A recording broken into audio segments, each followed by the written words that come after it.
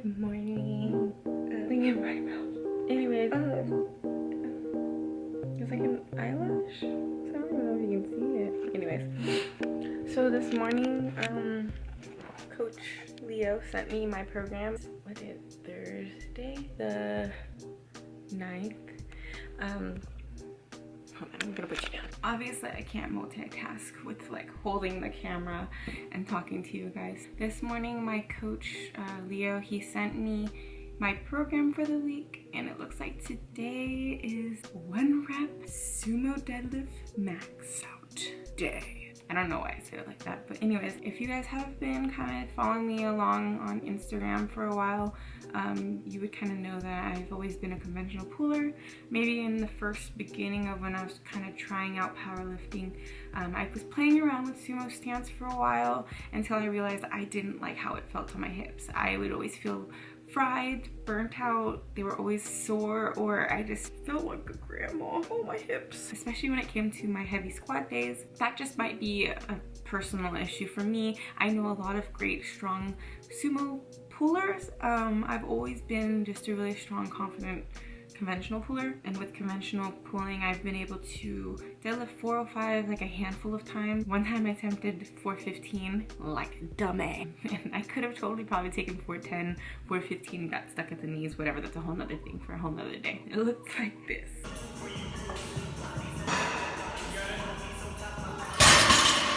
Me and Leo have been working on trying to get my sumo stance a little stronger so that I'm more aware of using my adductors, abductors, glutes, activating, firing, all those types of things. Last week, I was able to attempt like 355, 360 for doubles, but unfortunately when I went up on my sumo stance for that double, the first one was good, but then the second one took me out of commission. I kind of got like a little injury in my glute max. This past week I've also been trying to take it easy.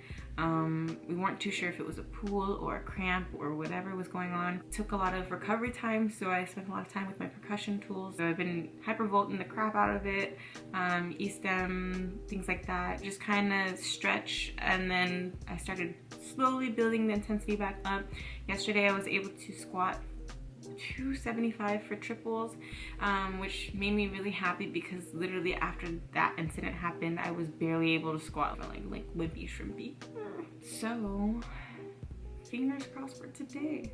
As I'm getting ready for the gym, game plan is to get there a little early. 24-hour has to do the whole reservation thing, and we only get an hour to work out, so I'm gonna get there half an hour early. My reservation is at 11. It's about 10 o'clock right now, so probably gonna head over there in a little bit so I can have a half an hour of warm-up time. I'm gonna warm up in the parking lot because outside's my only option. Otherwise, I don't know, I just like to reduce my chance of injury, just because that's just what I've learned and how I've been and how I kind of keep a routine with my workouts. So hopefully I can take you guys with me and show you my warm-up in the parking lot. So let's hope I can find a parking spot without a lot of people because she's shy. And I'm probably only going to be there just to deadlift because it's an hour. If there's some time left over, I'll do a little bit of cardio, but we'll see. So for somebody who has really long hair, I've been doing my hair like this a lot lately, especially since it's grown like longer than my belly button. I just can't do the hair down, or I mean, I sometimes do the ponytail, but that thing just ends up sticking into my armpits because it's so long. So also, before I deadlift, disclaimer, TMI, I'm one of the few, or probably many females that kind of deals with the minimal amount of pelvic floor dysfunction, especially during squats or deadlift.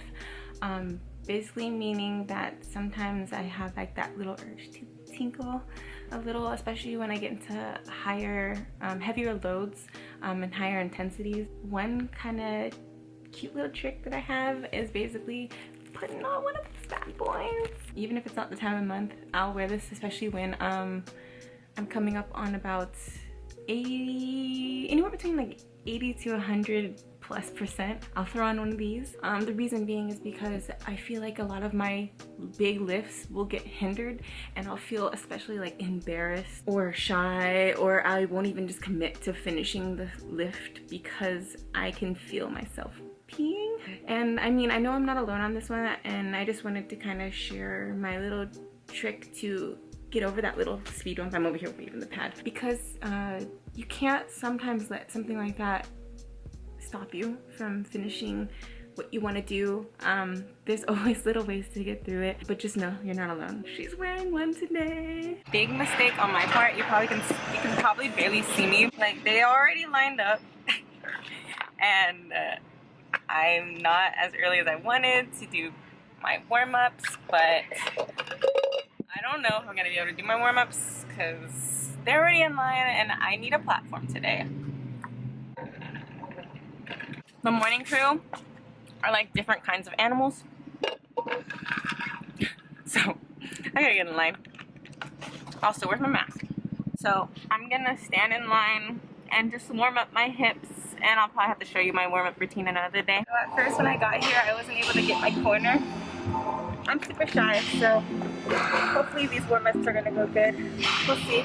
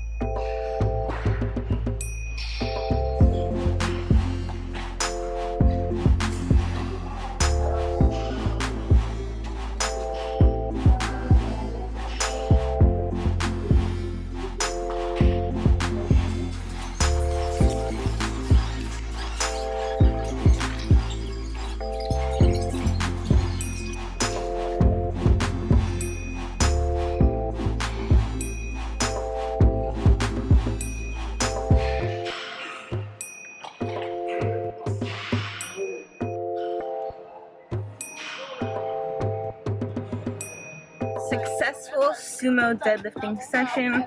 I did the math in like a dum-dum. I thought I did 395, which is like overachieving and making me feel good about myself. I hit a new sumo PR, I guess, of 385. I think the most that I ever, how do you people do this while you drive? Oh my god, I'm gonna get in a wreck. So I think the most that I ever sumo deadlifted was 320, maybe like anywhere between 315 and 335, give or take. And that's before I realized that sumo deadlifting actually fried my hips rather than benefiting my lifts. And I wanted a bigger squat for some reason, so I guess now that I'm at a happier place with my squat, and it's kind of cool that Leo is mixing up my training, so that's fun. But my god, it was such a hot mess. When I first got to the gym, because of these savages that are like really go-getters in the morning, shout out to you, and the line was so long, I was so scared I wasn't gonna get my little kitty corner to hide from everyone so I can record my lifts.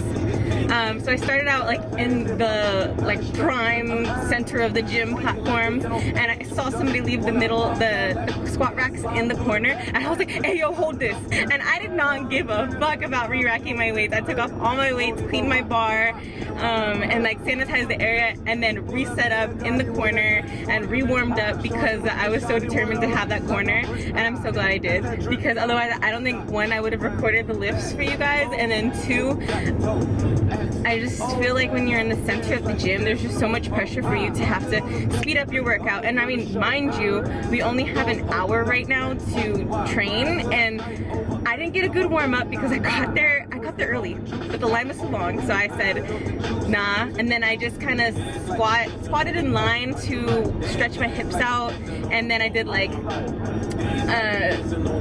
I don't even know, I just kind of, today was a session on a whim that had a plan but ended up being spontaneous and sometimes you just gotta.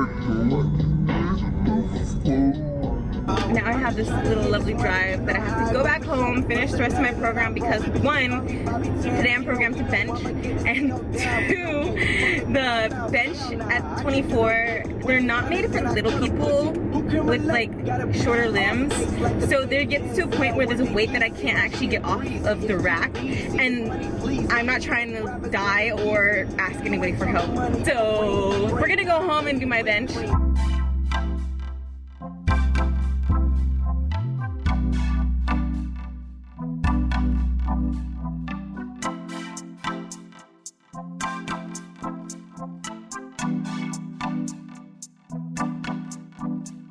I guess it's a blessing and a curse that we have a home gym. Shout out Uncle Derek. Without your home gym, I don't think I would have been able to keep training during quarantine. I only had to go to the gym today to do deadlifts because either that, I go to the gym right now to max out, or if there's not enough weight, or two, for safety precautions. Also, he has a really nice car in the garage. I'm not trying to be liable for anything that happens to it. But seriously, without his home gym, I don't think I'd even still be as strong or even in shape, because let me tell you, I'm still sweating from the deadlift session, by the way, and that was a 15-minute drive.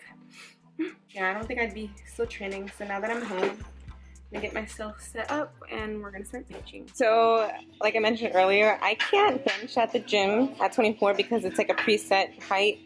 At least here I can, I guess, personalize the height to my liking or what I need in order to lift off myself, because otherwise I'm gonna die.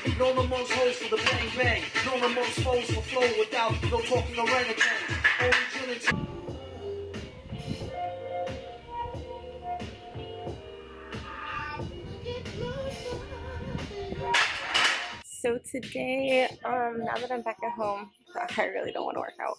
I've been having a lot of trouble with bench. I mean, the other day I benched by myself and I think 140 or 145 took me out, and I had to like crawl from underneath the bench because of course I'm by myself and like an idiot. I'm like, I can do it.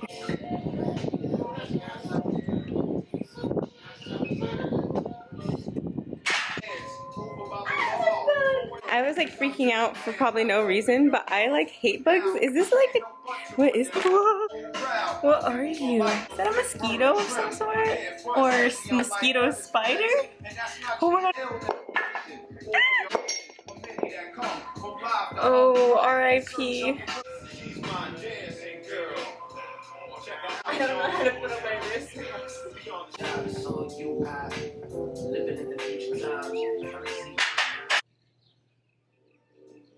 I'm hungry.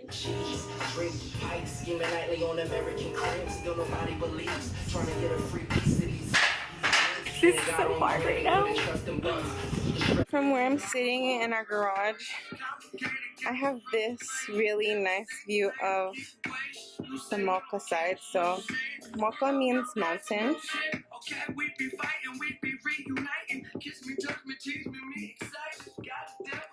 It's beautiful here.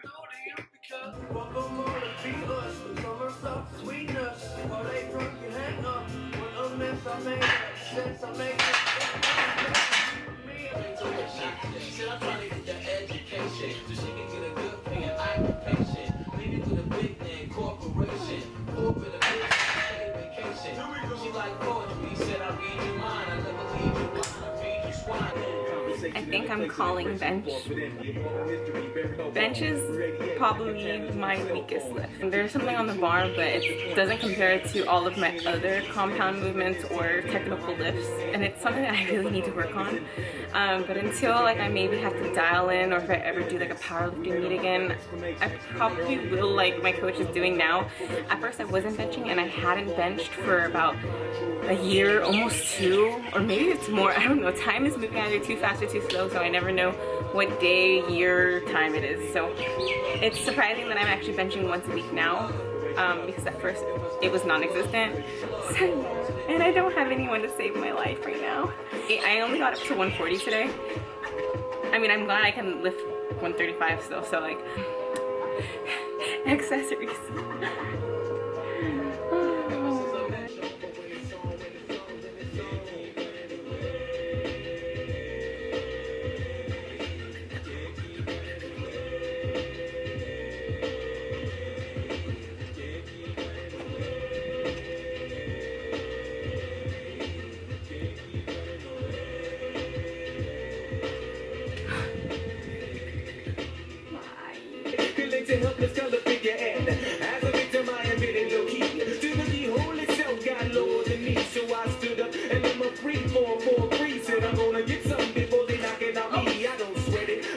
You know what's crazy is that I used to be able to do body weight pull-ups like crazy, and I think that was because I was like super focused on calisthenics at the time, and that was when I first started training, like in the gym and things like that. I met a bunch of calisthenic friends, and yeah, I'm not there anymore. You guys meet this cutie. Her name is Athena. This is my uncle's dog. Hi, Tina. What's up, girl? You're so cute. She's so good. I want your life. Sadly, the outro video that I did when I was still in the garage after I was done working out didn't have audio on it. Can't even remember what I said. I thought this was kind of a fun way to come back onto YouTube that showcased more than what I do in just what a minute of Instagram lets me show you. Content wise, I'm really hoping that it's more than just lifting, because I do have a life, I think. I mean, there's a lot coming up. Right now, Cody's in the field. My husband, if you guys didn't know, Cody is my husband. A lot has changed since I last been on here. Cody's in the field right now. We're also in the process of closing on a house. We bought our first house together. We're gonna be getting our own home gym set up. So yeah, there's a lot coming up. New house, new home gym. And then I guess the things that you guys wanted to know. So we will see how this goes.